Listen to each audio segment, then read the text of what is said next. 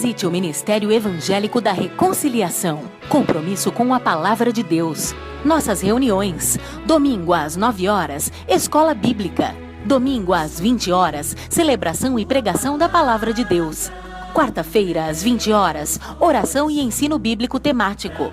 Sexta-feira, às 20 horas, oração e ensino bíblico livro por livro. Rua Osvaldo Aranha, 790, Jardim Maravilha, Vicente de Carvalho, Guarujá. Acesse o nosso portal para mais informações. Ministério da Reconciliação.net. Eu não quero falhar, eu não quero jamais entristecer meu Jesus.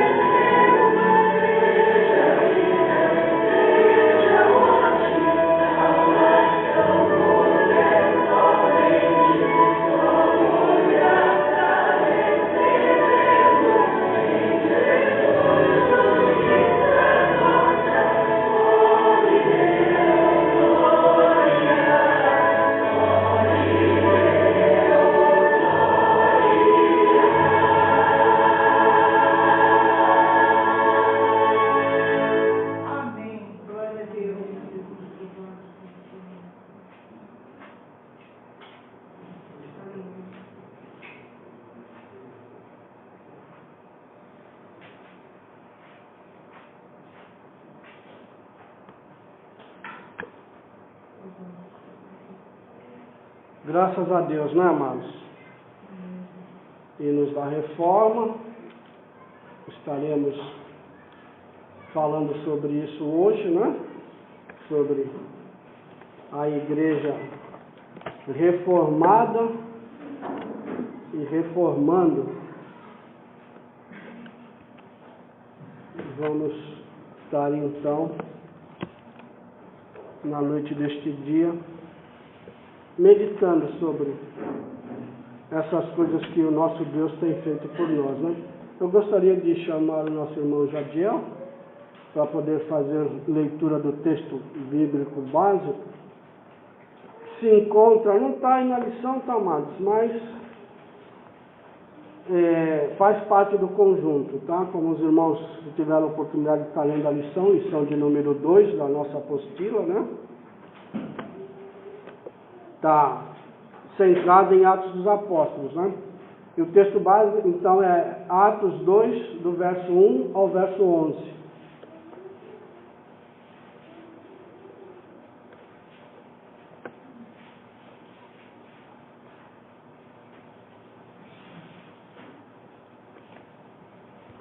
Graças a Deus, irmãos.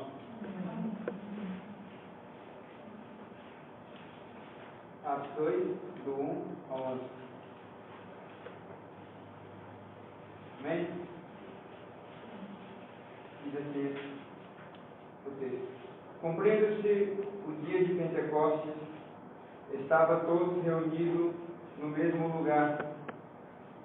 E de repente veio do céu um som como de um vento veemente e impetuoso, e encheu toda a casa em que estavam assentados. E foram vistas por eles línguas repartidas, como que de fogo, as quais pousaram sobre cada um deles. E todos foram cheios do Espírito Santo e começaram a falar em outras línguas, conforme o Espírito Santo lhe concedia que falasse. E em Jerusalém estava habitando os judeus, varões religiosos de todas as nações que estão debaixo do céu. E correndo aquela voz, ajuntou-se uma multidão, e estava confusa, porque cada um os ouvia falar na sua própria língua. E todos pasmavam e se maravilhavam, dizendo uns aos outros: pois que não são galileus todos estes homens que estão falando? Como, pois, os ouvimos cada um na nossa própria língua em que somos nascidos? Partos, medos, elamitas e os que habitam na Mesopotâmia, e Judéia, e Capadócia, e Ponto e Ásia, e Frígia, e Panfilha, Egito e parte da Líbia, junto a Cirene, e forasteiros romanos, tanto judeus como prosélitos, e crescentes e árabes, todos os temos ouvido em nossas próprias línguas falar das grandezas de Deus. Amém. Vamos orar? Deus, em nome de Jesus, Senhor, te agradecemos, Senhor, por essa palavra, te agradecemos por essa oportunidade de estarmos, Senhor, reunidos para aprender a tua palavra. Deus, nessa noite, Senhor, que tu possa, Senhor, iluminar, Senhor, nós o entendimento da tua palavra, possa dar, Senhor, ao nosso irmão, Senhor, que irá ministrar a tua palavra, ousadia, graça, sabedoria do teu Espírito Santo para nos ensinar, Senhor. Que essa igreja possa, Senhor, ser, meu Deus, assim como a igreja na época da reforma, Senhor, foi ali, meu Deus, poder ser uma voz de Deus para o mundo até nos dias de hoje, Senhor. Que possamos, Deus, nos despertar da nossa fé como regra de fé e prática das nossas vidas, Senhor. Que nosso coração possa se encher da alegria da tua palavra, que nós cremos a tua palavra, como diz, Senhor, ela ser nossa regra, não só de fé, mas também nossa regra de prática, Senhor, toda a nossa vida, toda a nossa maneira de viver. Assim agradecemos, em nome de Jesus. Amém. Amém. Amém, Jesus.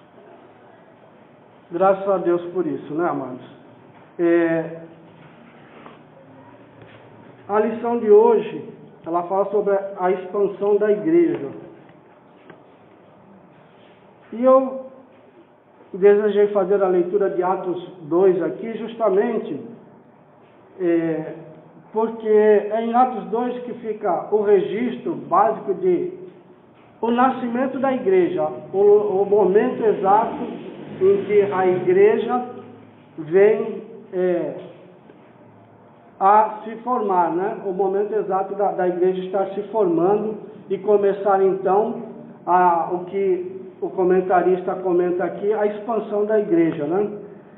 Nós estamos num estudo sobre a igreja reformada e ela começa esse estudo fazendo justamente um apanhado histórico sobre o início da igreja, porque como nós já vimos, desde o primeiro século nasceu a igreja e começou a caminhar a igreja, a expandir-se, e já logo no primeiro século aparecem heresias falando contra Jesus e, enfim, se infiltrando no meio da igreja e mudando a doutrina que os apóstolos veio trazer. Aquilo que os apóstolos trouxe de Cristo, ou recebeu de Cristo, ao longo da história da igreja, a gente vai ver que essas coisas foram sendo modificadas, que a palavra em si, o evangelho, a base de todas as coisas, começaram a ser mudadas, né? Então, daí a necessidade da reforma. Então, a lição vai tratar mais ou menos desse assunto, né? Que a reforma veio no século XVI para mudar a configuração da igreja, que a igreja estava totalmente fora dos planos de Deus e totalmente fora daquelas doutrinas que os apóstolos trouxeram, né? E aqui, então, para nós consideramos esse momento, em Atos 2, o momento do nascimento da igreja, né? Aqui sobre o livro de Atos, o escritor é Lucas, é um livro histórico que tem por tema a propagação triunfal do Evangelho pelo poder do Espírito Santo. Então, o tema desse livro de Atos é o Evangelho sendo propagado, né? E vencendo barreiras através do poder do Espírito Santo. É o que nós vamos ver, a pessoa que ler o livro de Atos vai ter esse entendimento, vai ter essa impressão, vai ver dessa maneira, né? Foi escrito provavelmente no ano 63 depois de Cristo e deixa um relato completo dos primórdios do cristianismo, abrangendo um tempo de mais ou menos 30 anos. Ou seja, o livro de Atos, ele abrange mais ou menos uma história de 30 anos da igreja, né? Jesus morreu, ascendeu aos céus, enviou o Espírito Santo e começou então, nasceu a igreja e a igreja começou a ser divulgado o Evangelho através da igreja na face da terra, né? E é justamente então nesse momento aqui em Atos 2 que fica patente essa evolução da igreja, onde a gente vê que Jesus completou a obra, deu a sua vida ali no Calvário. Houve a ressurreição de Cristo Jesus. Jesus ressuscitou, andou novamente entre os discípulos e houve o quê? A ascensão de Jesus Cristo. E nessa subida de Jesus e na descida do Espírito Santo, então, é que acontece no dia de Pentecostes, como nós lemos aí, como foi relatado, como está relatado em Atos 2, o nascimento da Igreja do Senhor. Nesse livro, no livro de Atos, para os irmãos terem uma ideia, o escritor Lucas, no caso, menciona 32 países, 54 cidades e 9 ilhas no Mediterrâneo. Ele fala de mais ou menos 95 pessoas diferentes e vários membros e funcionários do governo da época. O relato em Atos dos Apóstolos abrange todas essas coisas aqui, né? Então, ao ler essa parte aqui, eu fiquei pensando, né? 32 países, 52 cidades e por aí afora, a igreja anunciando, crescendo, se multiplicando, que é o que a gente vê em Atos dos Apóstolos, dos Apóstolos, né? Numa época, amados, 2000 anos atrás, acho que a nossa mente nem toma a ciência exatamente das dificuldades que existiam naquela época, né? De como era. Hoje em dia nós atravessamos o mundo aí em horas, né? Nós temos veículo para isso, mas naquele dia a gente sabe que não era bem assim, né? Com o propósito de relatar o avanço do Evangelho que vai além das fronteiras do judaísmo para o mundo gentil. Nós sabemos que a base do cristianismo, ela vem do judaísmo, né? Pela religião judaica foram lançadas todas as bases do cristianismo, né? Um único Deus, um Deus trino, quer dizer, todos aqueles ensinos que já havia no judaísmo veio para a igreja evangélica, mas os ensinos conforme aqueles que Cristo trouxe, né? Foi que nem como Jesus disse, ó, eu não vim para mudar a lei, mas para cumprir a lei e dar um novo entendimento, né, a nós do que realmente é a vontade de Deus. Então, nesse processo todo, a gente vê a igreja se desenvolvendo, a palavra de Deus tomando forma, que ainda não havia forma completa. O que tínhamos da palavra de Deus? O que está no Antigo Testamento. O Novo Testamento, nessa época daí, ela estava na formação da igreja, ao serem escritos esses livros, né? Sabemos que o apóstolo João foi aquele que escreveu o último livro, que é Apocalipse, quase próximo lá dos anos 90, 95, é que o apóstolo João, então, teve a revelação do Apocalipse e escreveu o Apocalipse. Então, aí nesse momento que se fechou as Escrituras. Tudo que foi escrito, tudo que foi... E Deus teve cuidado de preservar tudo aquilo que foi escrito, tudo aquilo que Ele disse e mandou dizer através da palavra dEle, Ele teve cuidado de preservar para que chegasse até nós da maneira que chegou hoje. Com o entendimento que chegou hoje, da maneira que chegou hoje. Porque Deus é o Deus que vela pela sua palavra. Então, Ele fez dessa maneira, desse modo conosco. Esse apanhado aqui sobre a história de Atos dos Apóstolos, eu peguei na própria Bíblia Pentecostal, tá, amados? Se os irmãos forem ler lá o início do livro, onde faz a apresentação do livro, tem essas informações lá para os irmãos, e do procedimento de como foi elaborado, então,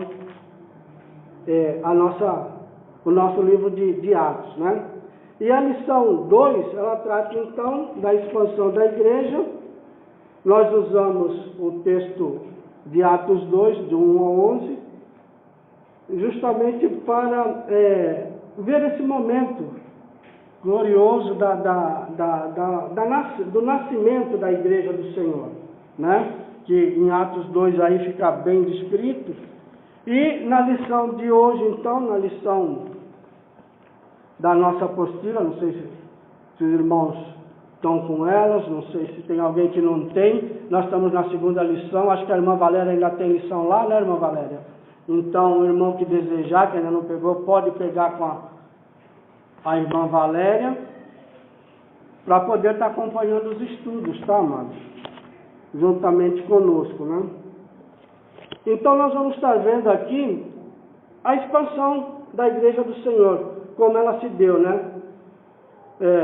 Vimos que a forma que ela nasceu, através no dia de Pentecostes, o Espírito Santo desce, então, e nós vimos, então, como Deus passou a formar a igreja. Mas eu gostaria de chamar a atenção para os irmãos, aqui no último versículo que nós lemos, que é Atos 2:11, algo que me chamou a atenção, que diz assim, ó, fala sobre a descida do Espírito Santo, tudo o que aconteceu naquele lugar, né? Aqueles que estavam ali, que Jesus falou, ó, vão e aguardem, né? Conforme o que Cristo havia dito, eles foram para o cenáculo e ficaram aguardando os acontecimentos. E no dia de Pentecostes, então, o Espírito Santo de Deus desce e faz dessa forma aí, então, a instituição da igreja, né? E porque aqui no verso 11 ele diz, ó, cretenses e árabes, todos os temos ouvidos em nossa própria língua falar das grandezas de Deus.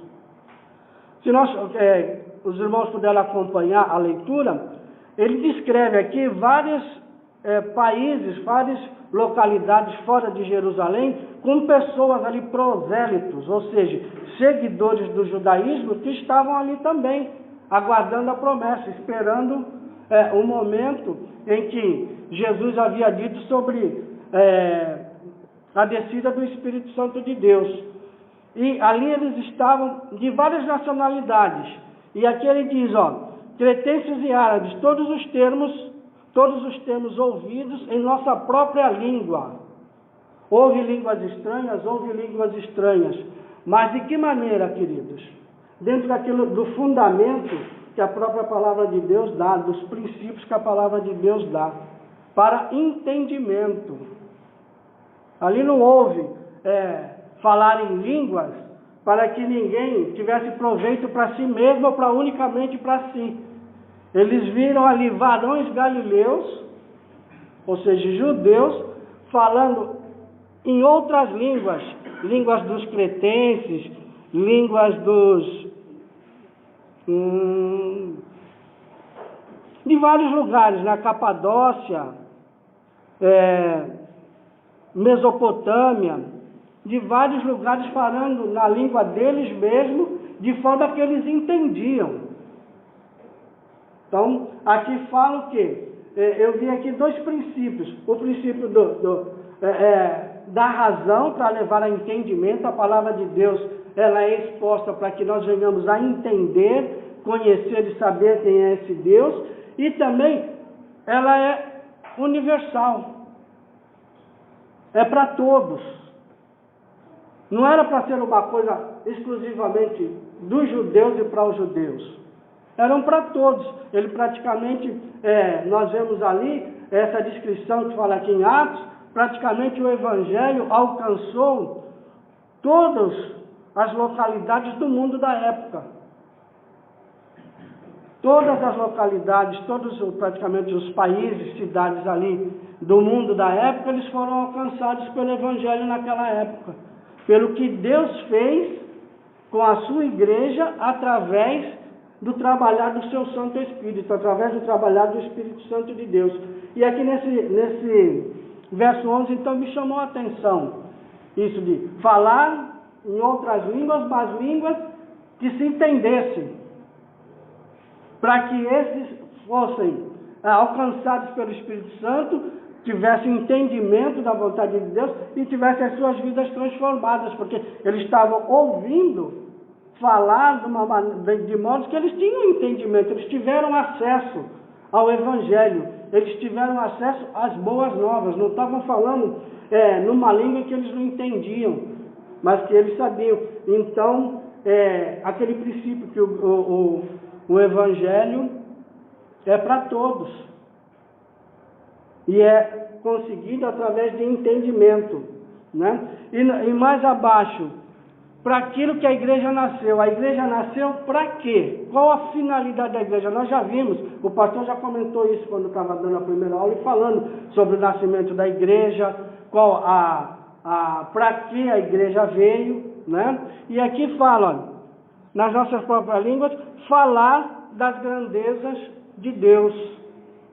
A igreja nasceu como quê? Como agente de Deus na terra, para falar das coisas de Deus, para falar do Evangelho, para falar da salvação em Cristo Jesus, para falar do arrependimento, para falar da necessidade que o homem tem de Deus, né, como agente proclamador da palavra de Deus. Para isso veio a igreja na face da terra. Para isso Deus preserva a sua igreja e caminha com a sua igreja e cuida da sua igreja. Para isso Ele mandou o Espírito Santo de Deus para cuidar, habitar em cada um de nós, fazer de cada um de nós sua igreja e a igreja do Senhor nas regiões celestiais, que é essa igreja que o Espírito Santo vai apresentar ao noivo naquele dia. Aleluia.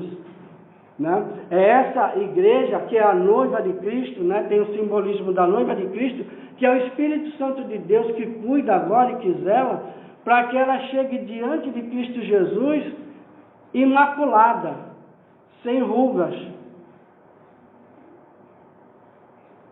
É uma igreja trabalhada pelo próprio Deus, pelo próprio Senhor. E nós hoje, amados, nós fazemos parte dessa igreja. Aleluia. Nós somos chamados, nós recebemos, como aqueles homens lá, no dia de Pentecostes, ouviram as boas novas e foram quebrantados e alcançados pelo Evangelho, assim fomos nós também, igrejas do Senhor.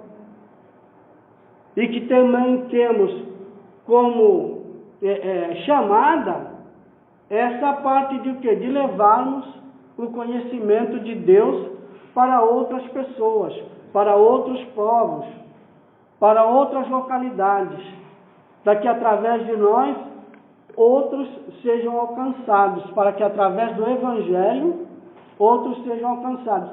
Então, a igreja nasceu para isso, para proclamar e para o quê? Proclamei, anunciei, falei, agora o que nos resta? Orar e esperar em Deus e pedir a Deus, orar por aquelas almas, orar por aquelas pessoas, para que Deus faça conforme a sua vontade. Que nem nós vimos, e mesmo quem ler o livro dos Atos dos Apóstolos, nós vamos ver essas coisas, que nós aprendemos o quê? Que Jesus, ele atrai como rejeita, como repele. A palavra de Deus, ela quebranta alguns e endurece outros corações. Nós vemos isso lá no Egito, quando Deus endurecia o coração de Faraó. E nós vemos hoje a mesma coisa. Há pessoas que nós falamos do Evangelho, nós falamos de Jesus, e essa pessoa se aquebranta, quer conhecer mais, quer saber mais. E há pessoas que nós falamos do Evangelho, falamos das coisas de Deus, e essa pessoa não aceita, não quer. Mas cabe a nós o quê? Como igreja do Senhor? Orar, pedir misericórdia, fazer o papel de sacerdote. Né? Lá em 1 Pedro fala que nós somos nação santa, povo escolhido, sacerdócio real, ou seja, o sacerdócio verdadeiro. Somos nós, a igreja do Senhor, né? E nós vamos ver então que é assim a palavra do nosso Deus. Uns se rendem, outros se transtornam, outros não aceitam, né? Então, na lição de hoje, ela trata disso daí. Vamos então à introdução. Então, a igreja para anunciar e orar pelas almas. Foi isso que a igreja do Senhor fazia na época, né? Eu vou estar lendo com os irmãos aqui à medida que a gente vai estar fazendo alguns comentários, tá bom? Então, diz assim, ó, após o Pentecostes, a comunidade dos discípulos de Jesus tomou forte impulso. Os apóstolos pregavam com grande poder, sinais e prodígios. Eram realizados. Muitas pessoas se convertiam a Cristo e juntavam-se à comunidade. Em virtude do fortalecimento daquele movimento, Pedro e os demais apóstolos começaram a sofrer ameaças por parte de autoridades judaicas. A igreja já nasceu sendo perseguida, amados. Por isso Jesus já avisava lá, né? No mundo tereis aflição. Tem de bom ânimo. Eu venci e vós vencereis. Jesus já estava preparando os seus discípulos, né? Nessa caminhada, nessa trajetória. E a gente vai ver aqui, logo depois. Você vê que o próprio Pedro, nós vemos o quê? Que Pedro negou Jesus por 3 vezes, né? E depois aqui nós vamos ver, na igreja de Atos dos Apóstolos, Pedro, uma voz retumbante, algo que toma da palavra para pregar o evangelho de maneira destemida, porque já lá desde o começo eles eram perseguidos. Que Pedro e os demais apóstolos começaram a sofrer ameaças, por parte de quem? Das próprias autoridades judaicas. Eles tinham vindo da onde? Eles eram judeus. Eles eram praticantes a igreja no início aqui, ela não existia templos para ela, eles iam ensinar nas sinagogas, eles iam debater nas sinagogas.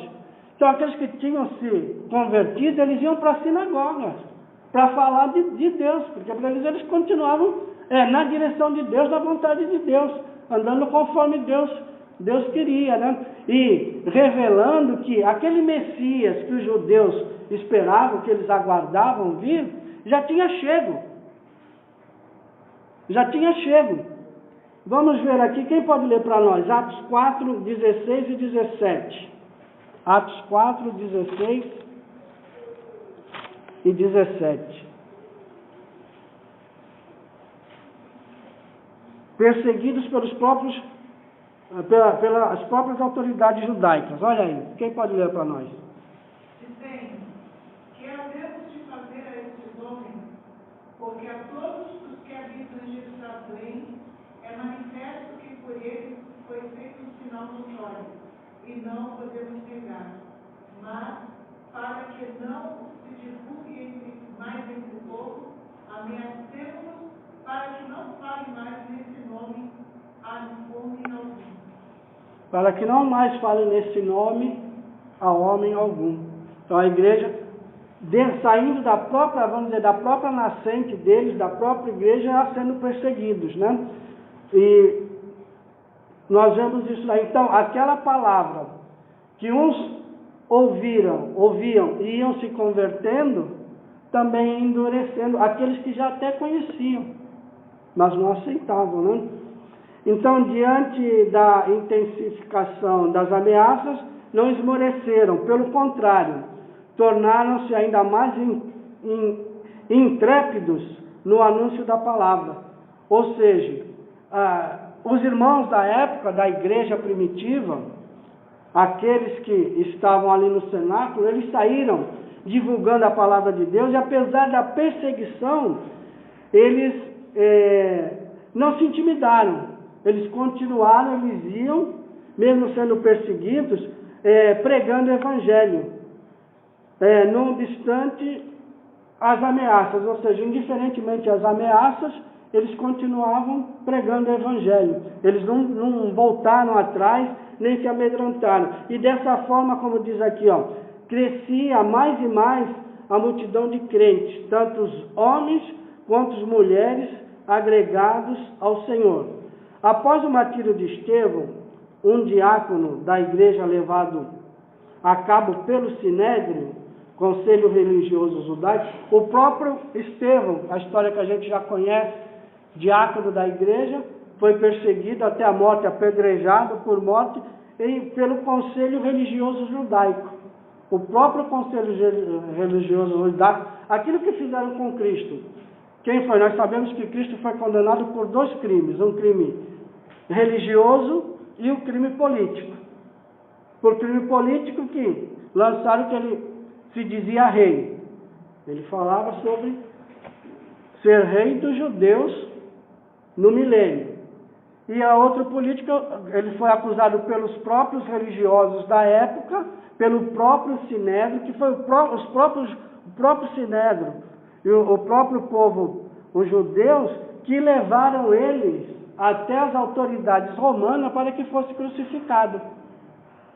Esses próprios é que levaram Cristo a esse. E assim fizeram com Estevão também, com a igreja do Senhor, perseguindo em todos os momentos. No segundo parágrafo, o parágrafo diz então: nesse interim deu-se a conversão de Saulo, um dos mais temidos perseguidores dos seguidores de Jesus. Só que os seguidores de Jesus, naquela época, eles eram chamados de os do caminho. Atos 9:2. Quem pode ler para mim?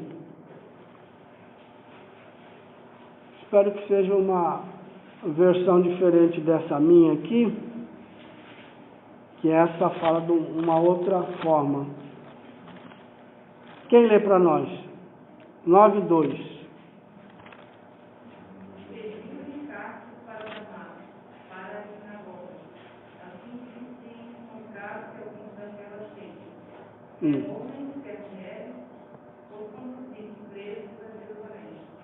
Alguém tem alguma outra versão que diz, aqui nessa palavra, alguns daquela seita, eles mudam para os do caminho. Alguém tem essa versão? Lê para nós, querido. 2, né? É. E pediu carta para as sinagogas de Damasco, a fim de que, caso achasse alguns que eram do caminho, assim homens como mulheres, fossem levados e presos para Jerusalém. Os que eram do caminho. Às vezes, eles próprios mudavam o nome de cristão, justamente para não serem perseguidos e continuarem pregando. Sim, continuarem lá. Mas eles eram conhecidos como os do caminho, né? E mais tarde é que nós vamos ver, só lá em Antioquia que eles são chamados de cristão, né? Isso daqui mostra o quê? Que a igreja da época, na realidade, não havia uma instituição. Ela não era instituída, né? Ela não tinha uma formação que nem temos, né? Ministério da Reconciliação, Ministério. Então hoje temos as igrejas de forma institucionalizada, né? Naquela época não existiam. Os irmãos que saíram lá do meio, que foram expulsos das sinagogas por estar pregando a Jesus, por estar pregando o Messias, que eles deveriam saber quem era, né? Os judeus, eles foram expulsos e perseguidos, e não tinham assim uma identidade ainda plena, que nem eles eram conhecidos como os do caminho, eram aqueles que estavam num caminho diferente. Para muitos até era uma seita. O cristianismo que estava surgindo na época, para os judeus era como uma seita, fora da verdade deles, né? Então eles não aceitavam. E ainda continua aqui, alguns que eram de Chipre e de Cirene foram até Antioquia e falavam também aos gregos. Então nós vamos vendo aqui o quê? O crescimento da igreja. A igreja se desenvolvendo. E foram chamados de cristãos somente lá em Antioquia. Atos 11:26. Quem pode ler para nós?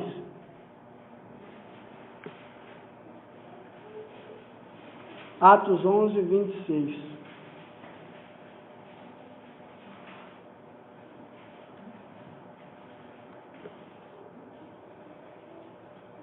Sucedeu que todos os anos se reuniram naquela igreja e ensinaram muita gente.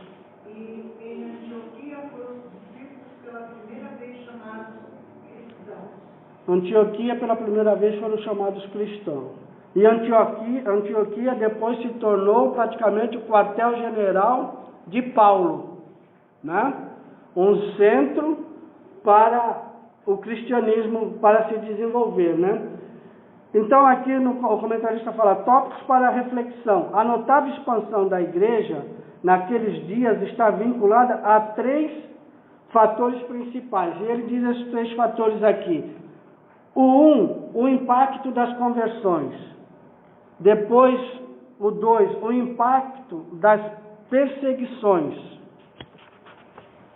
E o 3, o impacto das missões. Então ele dá esses 3 fatores como fatores principais para o desenvolvimento da igreja, para o crescimento da igreja, para o andamento da igreja, né? Então, no tópico 1 aqui, o impacto das conversões. A partir do Pentecoste, quando quase 3.000 pessoas se converteram a Cristo, uma onda de conversão tomou conta de Jerusalém. Após descrever o estilo de vida dos primeiros convertidos. Olha o estilo de vida desses primeiros convertidos, amados. Mais à frente, o comentarista fala de novo sobre o estilo de vida deles lá. Caracterizado, olha qual era o tipo de vida dos irmãos da época perseveravam, tinham temor, despreendimento, ou seja, desprendido das coisas, e companheirismo. Era o que caracterizava o povo da época. Ou seja, nós podemos ver o quê? Conversão genuína na vida daquele que ouve a palavra de Deus e que é alcançado por Deus, é feito de Deus sal e luz. É feito de Deus proclamador do Evangelho, proclamador da sua palavra. Então, o tipo que olhava para ele sabia, os cristãos eles têm a seguinte maneira de viver. Eles perseveram, eles estão sendo perseguidos, estão sendo mortos, estão sendo caçados, estão sendo expulsos, mas eles não negam o seu Senhor. Eles não desistem, eles não voltam atrás, eles perseveram, andando sempre no temor e despreendimento. Ou seja, não eram apegados às coisas. Não tinha. Para eles estavam ali fazendo a vontade de Deus, cumprindo a vontade de Deus, estavam ali para aquilo. E eram companheiros uns dos outros. Ou seja, um protegia o outro. Aquela ideia de corpo, né? Não é ideia, a igreja não é um corpo, o corpo do Senhor, onde Cristo é a cabeça e nós somos os membros. Aqui nós vemos, porque companheirismo é aquele negócio, né? Se alguma coisa cai na nossa pele que nos queima, a mão logo corre para nos livrar. Se a gente vê que vem vindo um carro, as nossas pernas se aceleram para a gente não vir a ser atropelado. A unidade do corpo, ou seja, havia esse companheirismo entre eles. Sendo dispersos, fugindo, correndo, falando do Evangelho e se protegendo uns aos outros. Nós vemos aqui, na vida de Paulo mesmo, teve uma situação lá que desceram Paulo pela janela num cesto porque queriam matar Paulo e as saídas das cidades fechadas. Eles desceram a Paulo por um cesto para Paulo poder escapar por sua vida e continuar a pregação do Evangelho. Mas os outros continuavam lá naquele local, né? Então, esse era o estilo de vida deles. Lucas conclui com o seguinte relato: enquanto isso, acrescentava-lhes o Senhor, dia a dia, os que iam sendo salvos. Apesar disso tudo, acrescentava o Senhor cooperava com eles, acrescentando os que iam sendo salvos. Eu li na Bíblia, Bíblia Apologia Cristã, a seguinte narração do comentarista. É uma narrativa, falando sobre o Atos dos Apóstolos, é uma narrativa sobre o poder de Deus em ação nos corações, nas mentes e nas vidas dos primeiros seguidores de Cristo. A palavra que eles pregavam, o evangelho que eles pregavam, o que eles diziam ali, a maneira, o que eles estavam trazendo, ou seja, a formação da igreja, tá? É uma narrativa sobre, ou seja, Atos dos Apóstolos, que descreve o nascimento da igreja, é uma narrativa onde aparece o quê? O poder de Deus em ação nos corações das pessoas, transformando corações, mudando, né, o poder de Deus, o Espírito Santo de Deus, nas mentes. Porque, vamos imaginar, amados, os judeus, nós sabemos que, acho que não apareceu, ou pelo menos eu não conheço, a história de uma religião onde mais fica patente o falar sobre a sua religião para manter a cabeça do judeu naquilo, direcionada naquilo. É um povo que sempre foi estudioso da palavra, foi ensinador da palavra, para que eles compreendessem e entendessem daquela forma.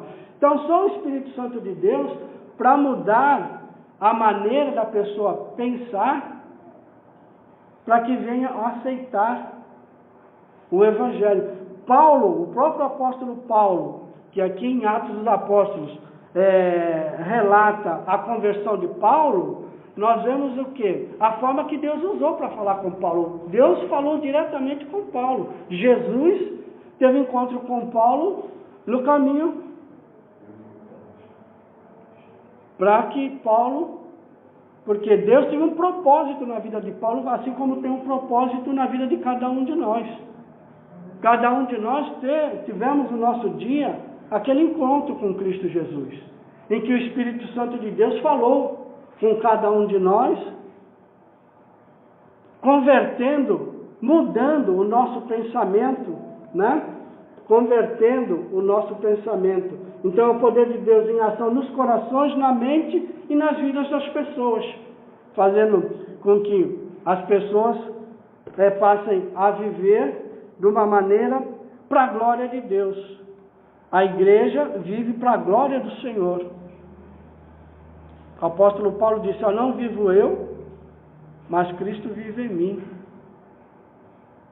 Não sei se vou ou se fico para falar, mas contanto que eu faça a vontade do meu Senhor, do meu Deus. Não é? Nessa época eu estava lendo o José, estava explicando isso daí. Quando essas 3.000 pessoas se converteram, tinham muitos estrangeiros. E eles repartiam tudo entre eles. Aí começou a faltar para repartir.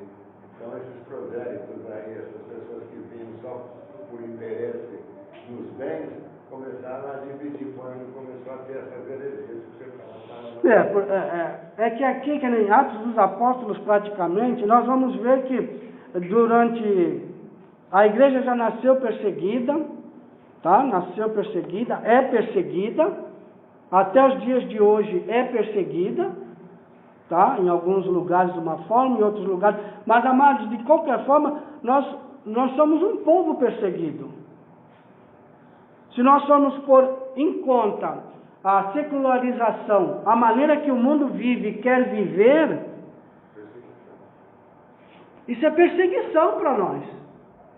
Porque nós não podemos nos conformar ou nos moldar ao mundo. Mas nós percebemos, muitas das vezes nas nossas vidas, o próprio Espírito Santo de Deus nos revela que nós estamos sendo corrompidos, que nós estamos sendo carregados. Isso que o pastor prega aqui, né? Que nós estamos sendo, que nem o pastor, nós não podemos ser peixe morto que vai pela correnteza. Mas o mundo quer fazer isso de nós. O mundo hoje, ele implanta leis para contrariar aquilo que nós temos recebido da parte do nosso Deus. Antigamente, fala assim muito, mas antigamente porque Herodes, os poderosos, eles faziam culto ao rei.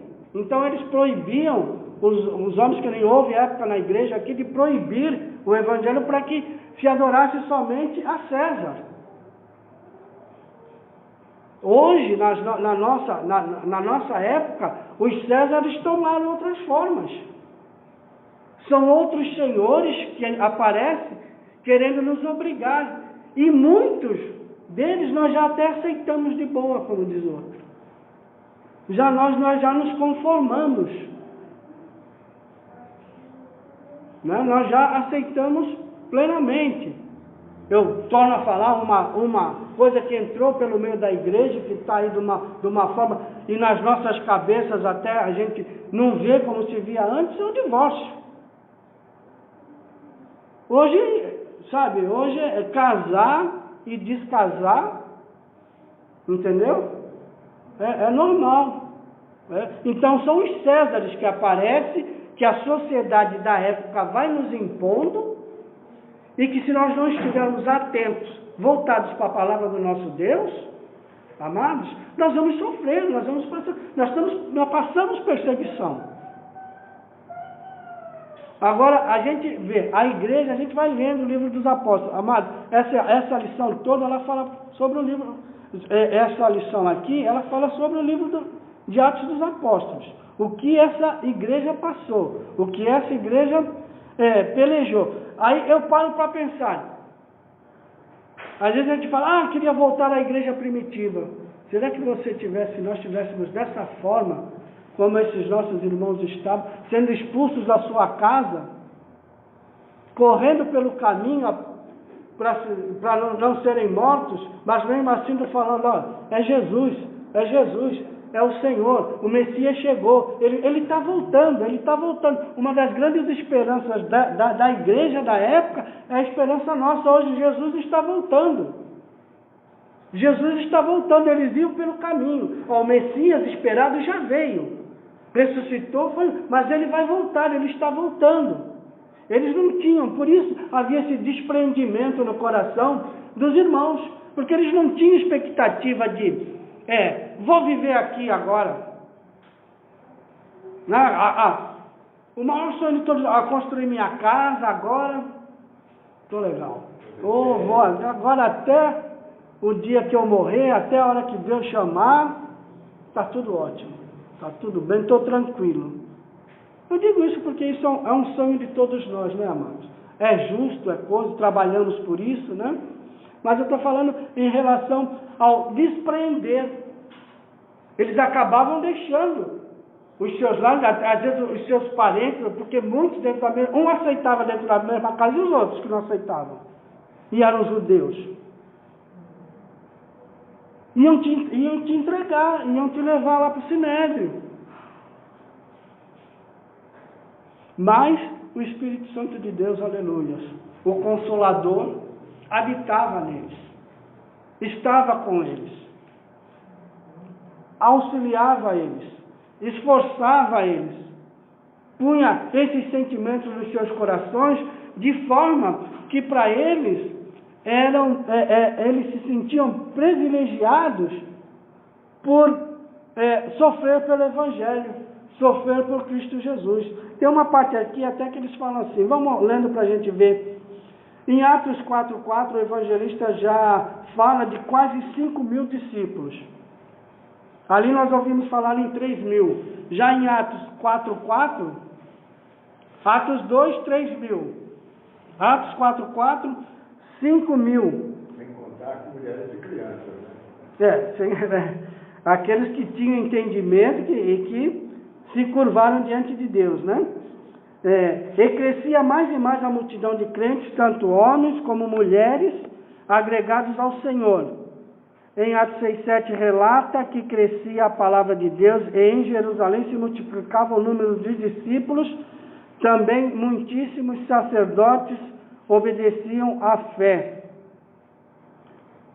Em Atos 9:31 apresenta um resumo da situação geral da igreja. Quem pode ler para nós? Atos 9:31.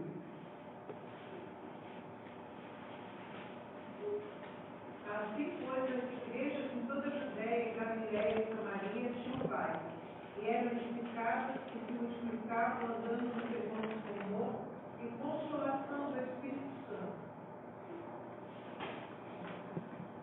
E 6:7, quem lê para nós?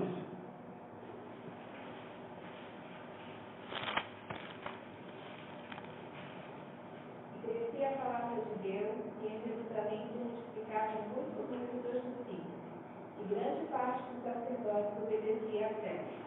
Aqui nós já vemos grande parte dos sacerdotes obedecendo à fé. O poder da palavra de Deus na boca daqueles homens, transformando vidas. Sacerdotes, eles tinham uma cultura muito rígida dentro do judaísmo. Eles conheciam a profundo, mas aquilo que Deus fez com o apóstolo Paulo, saiu fazendo com todos, aqueles os seus chamados, os seus escolhidos, né? A ponto da vitalidade da igreja, já no segundo parágrafo aqui, ó. Aponto para a vitalidade da igreja, expressa na paz, na edificação, no temor do Senhor e na assistência do Espírito Santo. e na quantidade crescente de conversões. Essa quantidade impressionante de conversões, com certeza, provocava um forte impacto na sociedade. Os convertidos assumiam um estilo de vida marcado por vida simples, comunhão fraternal, pureza moral, alegria e lealdade a Cristo. Esse estilo de vida despertava admiração e interesse nos que estavam fora e acabava por atrair cada vez mais gente. Por outro lado, irritava as autoridades judaicas, que logo tomaram providências com o fim de deter o avanço daquele movimento. Atos 4, 1 e 3.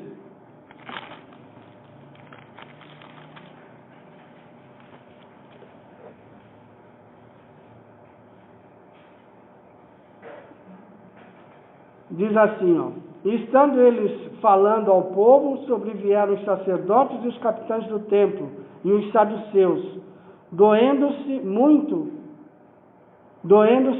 de que ensinassem o povo e anunciassem em Jesus a ressurreição dos mortos. E lançaram mão deles e os encerraram nas prisões até o dia seguinte, pois era já tarde. Então, mais prisão, mais perseguição, e a igreja crescendo. A igreja perseguindo e crescendo. No tópico 2, conforme Atos 5, 7, 4, 9, novamente as autoridades judaicas agiram lançando em prisões alguns dos apóstolos. Tá. Então, essa parte aqui, nós vamos estar adiantando um pouco, amados, porque é a perseguição aqui pelos próprios religiosos da época. Tá? Aqui nesse mesmo tópico 2, no parágrafo, terceiro parágrafo aqui, diz, nos 3 primeiros séculos, aí já vai falar sobre a perseguição, não diretamente religiosa, pelos próprios religiosos, mas a perseguição pelas autoridades da época. Nos 3 primeiros séculos, os cristãos sofreram várias perseguições. Havia momentos de paz e tranquilidade, mas também tempos de intensas perseguições. Inicialmente aconteceram as perseguições movidas pelas autoridades religiosas judaicas, essas que nós falamos, né? Foram tão intensas sobre os cristãos de Jerusalém a ponto de quase aniquilar aquela igreja. Depois vieram as perseguições imperiais, as quais atingiram cristãos espalhados por várias partes do império. As perseguições imperiais tiveram início com o imperador Cláudio em 41 e 54, que expulsou os cristãos de Roma. Continuaram com Nero, em 54 a 68, que os acusou do incêndio que devastou 10 bairros dos 14 bairros de Roma.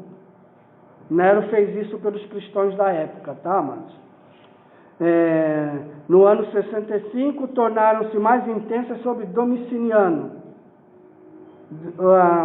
De 81 a 96, que proibiu totalmente o culto cristão e renovou o decreto que obrigava todos os cidadãos ao culto do imperador. Então, nessa época aqui, já praticamente fim do século, estamos aqui no ano 81 a 96, é mais ou menos nessa época que João escreve o Apocalipse, a palavra de Deus se conclui, né? Então, essas perseguições já ditas aqui, a partir desses anos aqui, a partir de 90 mais ou menos, já em Atos dos Apóstolos, já nem consta esses registros, porque são coisas que aconteceram, perseguições que vieram até tempos depois, né? E Atos dos Apóstolos conta bem a formação da igreja. Mas a igreja sempre perseguida, amados. E nessa época aqui, depois, no primeiro século então, a perseguição não se dá somente através dos imperadores. O que começa a nascer? As heresias que nós já ouvimos com o nosso pastor. Né? A distorção da palavra, a distorção do ensino, para mudar a cabeça da igreja, a maneira da igreja pensar, a maneira da igreja agir, para distorcer a palavra de Deus. Se é o que não acontece, se já, amados, Jesus morreu 100 anos depois, já aparecem homens modificando e transformando a palavra de Deus para desviar o entendimento da igreja. Imagine nós 2000 anos depois, né? E o que nós estamos vendo acontecer com a igreja de Cristo nos dias de hoje. Os cristãos mais antigos, os cristãos mais do início, né? Os cristãos antes de 80, de 70, que conheceram o evangelho mais antigo, do evangelho dos nossos pais, dos nossos avós, eles estranham o evangelho de hoje. Eu não sou, vamos dizer assim, entre aspas, né, um crente tão dos antigos, mas sou da década de 80. Jesus me chamou em 85. Eu estranho as igrejas, a maneira das igrejas. Eu troquei de ideia porque eu já não conseguia mais estar no meio do que era ensinado, do que era mostrado, do que era feito, da maneira de cultuar. As transformações que apareceram. Então, por isso que a nossa lição aqui até fala de uma igreja transformada e transformando. Nós temos que estar sempre de olho para a palavra, para vivermos a palavra e combatermos as heresias, as coisas erradas, o que o mundo traz, que não está de acordo com a palavra de Deus, certo? E o que dentro do nosso meio mesmo é semeado, que não está de acordo com a palavra de Deus. O próprio apóstolo Paulo disse: se eu vier trazer um outro evangelho, seja considerado anátema, seja considerado pecador, infame, me tirem fora, não me aceitem. E hoje em dia, a igreja do Senhor, com tudo que tem, porque na época eles não tinham isso, eles não tinham o entendimento que nós temos, por isso que a palavra de Deus nos mostra que é de revelação progressiva. Aqui nós temos um livro em nossas mãos que conta uma única história, mas demorou 1.600 anos de história, mais ou menos, para ser escrito. Ele não foi, o escritor que escreveu, não escreveu assim, sentou, passou a escrever e dali a 6 meses, 1 ano, 2 anos, preparou tudo e estava aqui. Ele contou e registrou a história com os próprios acontecimentos. Aleluia. Na realidade, a igreja do nosso Senhor já estava nascendo e planejada. Nós vemos lá em Gênesis 3:15, né? Que da semente da mulher nasceria aquele que pisaria a cabeça da serpente, que é o nosso Cristo, o nosso Senhor, o nosso Salvador. E a igreja cresceu porque era perseguida. A igreja cresceu porque tinha o Espírito Santo de Deus. A igreja cresceu porque era guiada pela palavra do seu Senhor. E elas tinham um único pensamento, um único sentimento, uma única vontade. Crescer na graça e no conhecimento. Servir ao Senhor, seu Deus, e servir aos seus irmãos. Unidade de pensamento, unidade de sentimento, promovido pelo Espírito Santo de Deus. Aqui na página 8, logo em cima, o comentarista da lição repete: o estilo de vida dos primeiros cristãos se caracterizava por amor fraternal, zelo e pureza moral, contentamento e alegria, uma firme esperança quanto à volta do Senhor, e a firme disposição para o martírio. Eles tinham uma firme disposição para o martírio, amados. Será que nós estamos dispostos a sofrer por amor de Cristo? Eu me pergunto, amados. Estou falando nós, mas eu me pergunto. E eu peço a Deus misericórdia. Estamos dispostos a pagar o preço? Estamos dispostos a nos deixar Deus trabalhar e nos usar da maneira que Ele usou os seus apóstolos, os seus discípulos? Cadê esse evangelho da prosperidade? Cadê esse evangelho que é tudo fácil? Cadê? Nós mesmos nos acostumamos de uma tal maneira que a gente tem a maneira, quando vê alguém sofrendo, vem para Jesus, que Jesus vai resolver. Jesus resolveu o nosso maior problema, irmãos. A nossa maior doença Jesus tirou. É a lepra do pecado, que trazia sobre nós um juízo. E era um juízo, não é para 60 anos ou 100 anos. Amados, nós já paramos para pensar, nós temos vida eterna. Nós temos vida eterna. Nós não somos nosso Deus, que não teve nascimento. Deus nos fez. Um dia nós nascemos para não morrer mais. Um dia nascemos para não morrer mais. Hoje vivemos separados do nosso Deus. Mas temos que abrir os olhos, porque isso pode ser para a nossa eternidade. Mas a separação de Deus para a eternidade, Deus tem preparado para Satanás e seus anjos. Não é para nós. Mas de repente eu acho que eu estou sofrendo muito. Está muito difícil para mim. Está difícil, eu tenho a minha casa, eu durmo, eu vejo televisão, eu como bem. Se eu divido de repente com alguém, estou dividindo algo que está sobrando. Se eu vou dar alguma coisa, primeiro eu olho a minha panela para ver se tem o meu. Em que condição estou eu vivendo o Evangelho?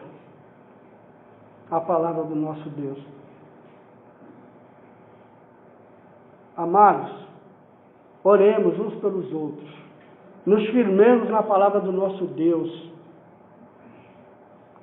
Se Deus enviasse uma perseguição de uma hora para outra, eu me pergunto, eu continuarei firme?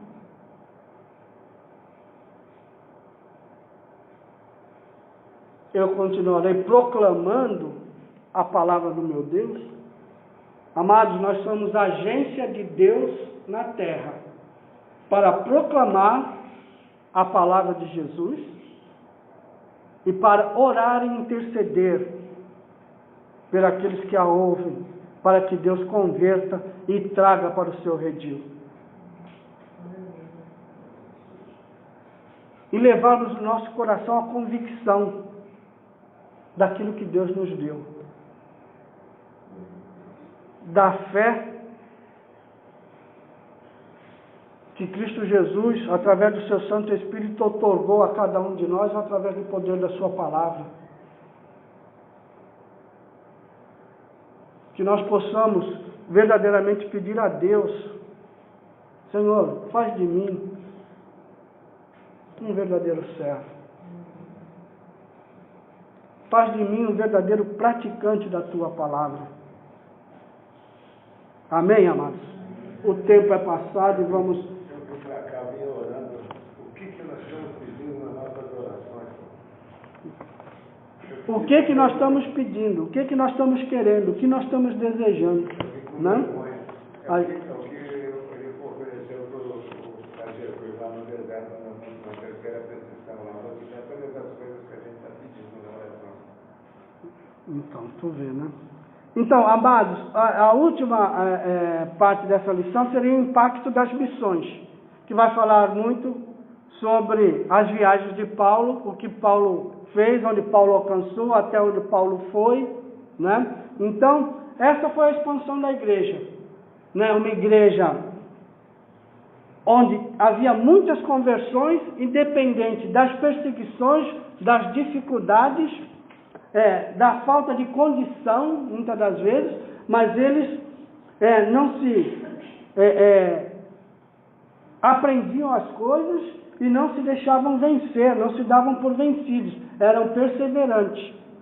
É o que nós temos que procurar fazer, procurar ser, procurar perseverar até o final. Eu gostaria de ler com os irmãos, só para encerrar, amados. Nós ainda temos que tirar os nossos dízimos e ofertas. 1 Pedro 4, do 12 ao 16. 1 Pedro 4,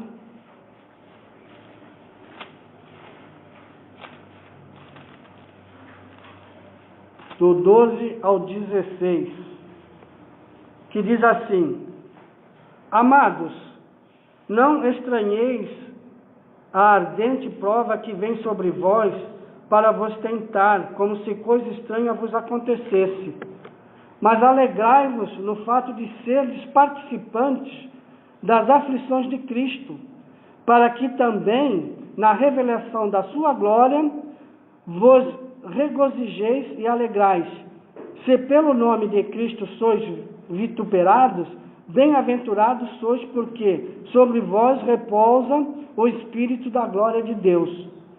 Que nenhum de vós padeça como homicida, ladrão, malfeitor, ou como o que se entremete em negócios alheios, mas se padece como cristão, não se envergonhe, antes glorifique a Deus nesta parte. Muitas das vezes estamos chorando por sofrer por nossas próprias causas. Estamos dispostos a sofrer pela causa do nosso Deus? Amém, amados? Vamos nos colocar de pé, curva as cabeças, vamos estar orando, já vamos estar tirando os nossos dízimos e as nossas ofertas.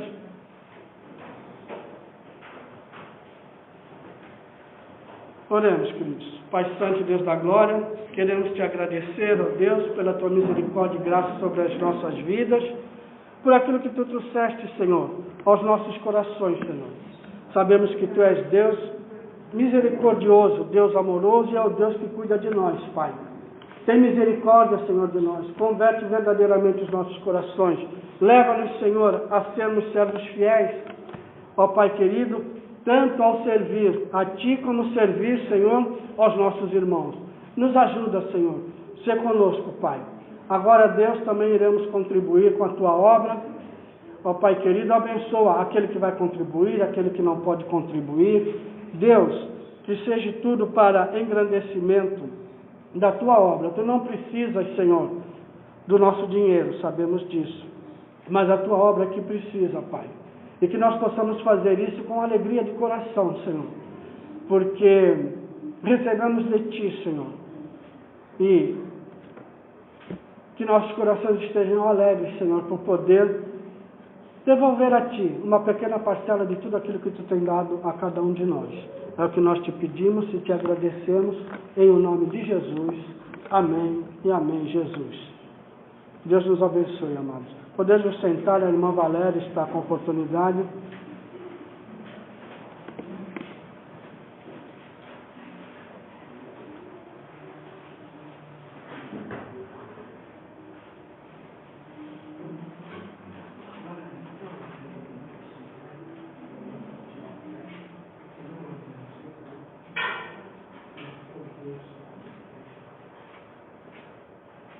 Castelo Forte.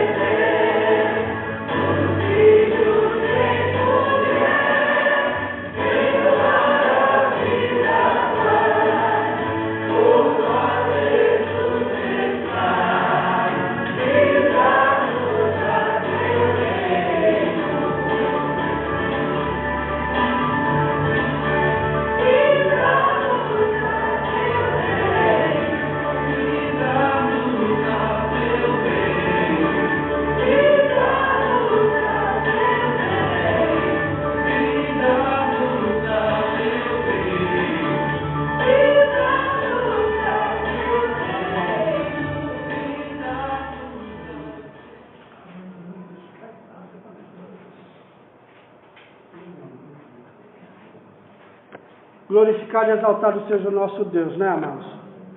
Domingo pela manhã, Escola Bíblica Dominical, às 9 horas. Às 10h30, culto da Ceia do Senhor, tá? Pelo motivo da Covid, como os irmãos já sabem, o número de cadeiras é esse que está aqui. Então, vai ser feito neste domingo de ceia, um culto alternativo à noite, um culto evangelístico, mas no final do culto vai ser dado a ceia também. Não é a ceia oficial, que a ceia oficial é pela manhã, certo? Mas o que acontece? Só esses lugares aqui. Encheu esses lugares. Se chegar algum irmão depois disso, ou terá que ficar na calçada e participar na calçada, ou então voltar à noite, no culto que terá à noite, por esse motivo, por ser domingo de ceia, e de repente por não dar para atender a todos aqui, então para que nenhum irmão fique triste, tenha a possibilidade de estar à noite participando. Às vezes eu cheguei aqui atrasado, a igreja já está cheia, né? O que eu faço? Vou para casa, à noite eu volto para o culto alternativo. Tá bom, amados? Ou alguns que já preferirem para o culto alternativo, né? De manhã a Escola Bíblica Dominical e a Ceia do Senhor. A ceia oficial, a ceia para todos. À noite é um culto evangelístico e no final vai ser servido uma ceia para aqueles que não participaram. Tá bom, amados? E também fica aqui o convite para os irmãos, e para os irmãos também estarem falando sobre o CETEREC, que conhece pessoas que gostam da palavra, que amam a palavra e querem aprender a palavra, que venham conhecer o nosso curso, que venham fazer. Irmãos aqui da igreja, que às vezes agora está sendo vai ser uma vez por semana, não está sendo 2 vezes, uma vez por semana, né? Olha aqui. E a partir do dia do nosso segundo semestre, começa dia 20/8 e termina dia 10/12. Aulas às quintas-feiras. Primeira aula, Teologia Bíblica do Antigo Testamento, Josué, e segunda aula, a Carta aos Gálatas, que será ensinado. Os irmãos divulguem, peçam, apresentem para os vossos conhecidos, mandem o bannerzinho para outras pessoas. Tá bom, amados? Vamos nos colocar de pé, vamos nos despedir. Eu peço perdão aos irmãos, eu realmente negligenciei e passei do horário. Tá? Estamos 10 minutos aí atrasados, os irmãos me perdoem. Tá bom? Graças a Deus, amados.